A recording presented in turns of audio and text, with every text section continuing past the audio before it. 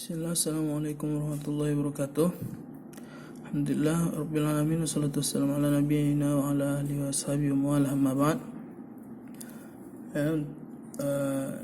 Insyaallah hari ini anak-anak ustaz yang kelas 1 kita ada jadwal belajar hadis.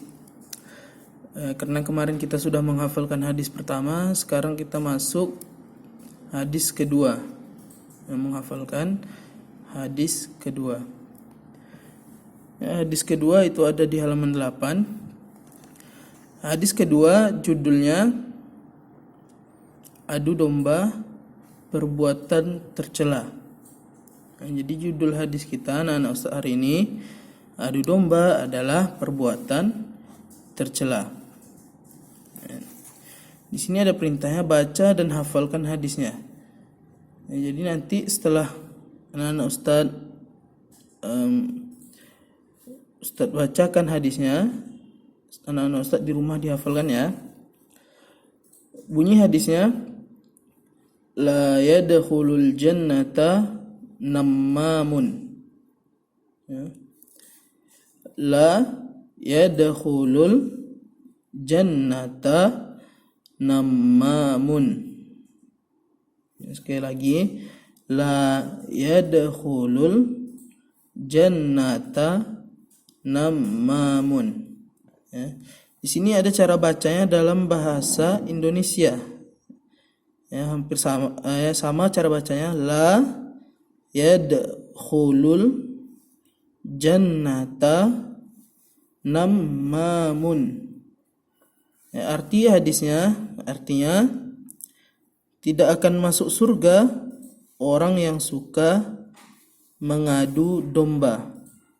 Artinya tidak akan masuk surga orang yang suka mengadu domba. Hadis riwayat Muslim. Jadi itu bunyi hadisnya dan artinya.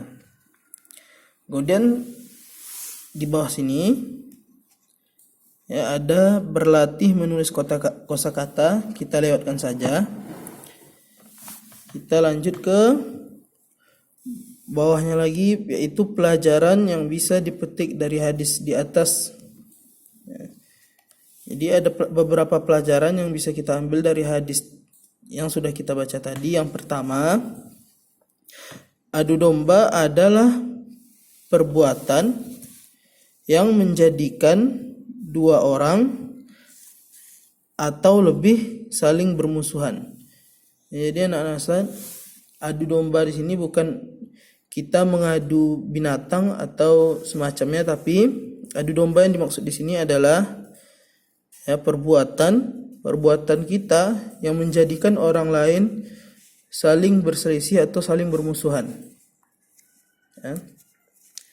Jadi apapun yang kita lakukan yang membuat orang saling bermusuhan itu namanya adu domba.